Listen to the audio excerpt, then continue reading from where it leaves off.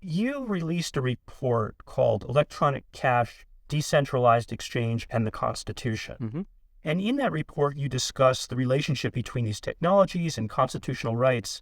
How do you see the current legal landscape for electronic cash and decentralized exchanges, and what changes would you like to see in order to protect constitutional rights? What the report is meant to deal with is not generally all crypto and how constitutional law intersects with all crypto, but specifically two things that we see emerging. One is decentralized exchange, which is fairly straightforward and probably doesn't need more elaboration in this notion that we don't always need a Coinbase in the middle to move from one crypto to another, and maybe even from some fiat currency to crypto. And so what will be the regulatory implications of that? Right now, we think of these intermediaries as the choke points through which regulatory policy can still find purchase, whether it's anti-money laundering policy or investor protection policy. What happens when that intermediary also goes away? And so we've seen the emergence of all kinds of like automated market making contracts and other decentralized exchange protocols. How does that change the policy conversation in DC, where we can no longer stand up and say, there still are plenty of intermediaries. What if there are fewer? And then the other thing is this electronic cash aspect, which is the thing that I think probably warrants a little bit more elaboration, because we're not necessarily talking about Bitcoin in that conversation. We're talking about the emergence of new cryptocurrencies or new layers on top of Bitcoin or Ethereum that enable people to have cash-like financial transactions, like truly cash-like financial transactions. The Bitcoin white paper said Bitcoin peer-to-peer electronic cash system, but Satoshi, whoever he, she, or they were, was dead on. Said, look, there's a new kind of model here wherein everyone's got pseudonyms, and that affords some level of privacy, but there's no privacy for the transaction graph itself. Like, we can always see which pseudonym's paying which pseudonym, and if address reuse, this is almost a quote of the white paper itself, becomes common, there could be deleterious effects for person's privacy, because you could sort of cluster all the transactions that they made using the same addresses or addresses that were paying transactions to themselves, and get a full and comprehensive picture of all of their financial transactions on the network. And so, that is an aspect of Bitcoin, of course, that is not like a cash transaction. A cash transaction, if, you and I were to meet, maybe you say, like, great job on that podcast. I want to pay you for that. This is an uncompensated podcast, though. Here's $20. That leaves no record. That transaction is ephemeral. It involves effectively bearer instruments, cash. And, cash has been villainized. People say, oh, it's inefficient, it's dirty. I think, all $100 bills have a certain amount of cocaine on them? Is that the thing that people say? But it's also an important technology. It's important in a number of ways. It's important because it's available to anybody. Anybody can, if you have hands, you can accept and give cash. You don't need to prove your worth to a chartered financial institution in order to be able to participate in an economic transaction. It's important just from a privacy standpoint, too. The regime we live in today is one where, because of changes in the law and because of changes in technology, like smartphones mostly, but also credit cards, almost every transaction I make will be fully documented by my bank or financial institution. And that information will be aggregated. You can learn a lot because of clustering methods and other big data tools.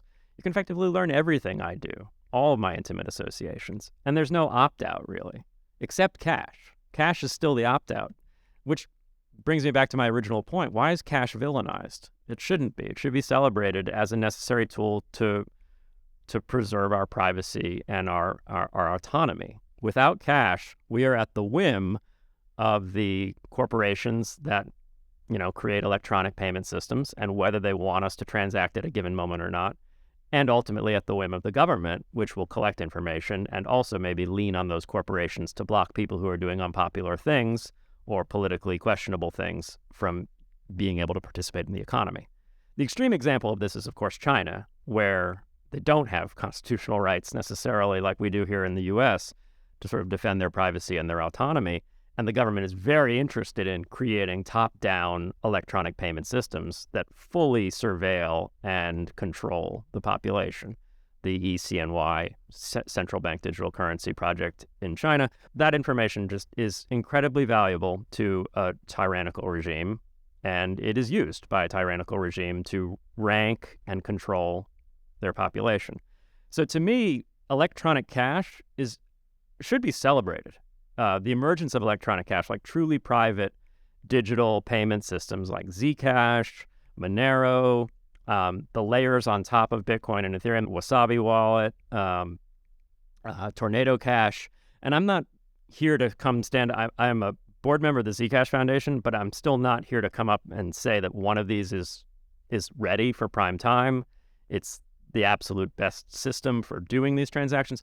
All I'm saying is the people who are working on creating these technologies are really important to the future of our liberty and our freedom and privacy. And so that is what makes me get up in the morning. That's what makes me write like a 60-page paper on the constitutional implications and the regulatory implications there. If we were to just move forward as a society and say, like, let's use a system like Bitcoin, it would be a disaster from a privacy standpoint.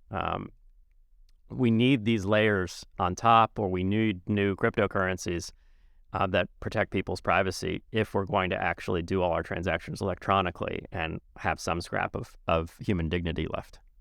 Do you fear that the ability to aggregate such information and then weaponize it is right around the corner? Can someone say, okay, I see Jane Smith owns an NFT of a rabbit with a black hat and green sunglasses and maybe a gold earring. Oh, that has a Ethereum address. ChatGPT-4 or whatever AI program I'm putting this into, please tell me Jane Smith's address. I'd also like to know, who are her children? Where do her children go to school? What medications has her older daughter purchased, when and why and how often? And on and on and on. Yeah, probably. And there's been interesting discussions about this in the sort of more abstract philosophical context. Posner, I can't think it's the elder or the younger Posner, legal scholar and behavioral economist, used to talk about how privacy is like the enemy of efficiency. Like, maybe we should be able to learn everything and anything about everyone else all the time, so we could have a more open society and more effectively allocate scarce resources. Right? And I think some people actually feel this way. We're finally going to be at this point where people who subscribe to the old adage, it's okay if you have nothing to hide, you don't need privacy. And I think that's just wrong. It's sort of fundamentally wrong in one very obvious way, which is that even if you don't think you have secrets, you have, personal associations. Privacy is a public good. It's a shared good.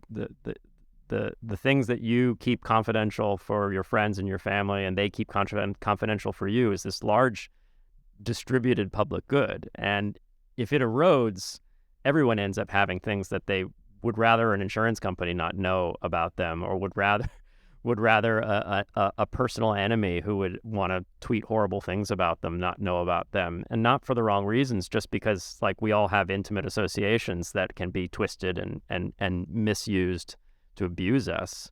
And so, yeah, I think we're gonna very quickly learn the consequences of having the sort of bad data security that almost all of us now have.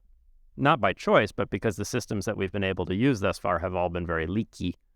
And we will very quickly realize the need for much more robust systems, either for communications or for financial infrastructure. And those systems are going to be end-to-end encrypted, and they're going to have robust self-sovereign digital identity, hopefully, as well, so that we can actually own and control and selectively disclose our information to the right people, and make sure that we're not just like assuming that a nasty person won't have the inclination or the wherewithal to pick up the crumbs of our past associations and use them against us, because it'll be so easy for them to pick up the crumbs of our past associations and use them against us that actually somebody will.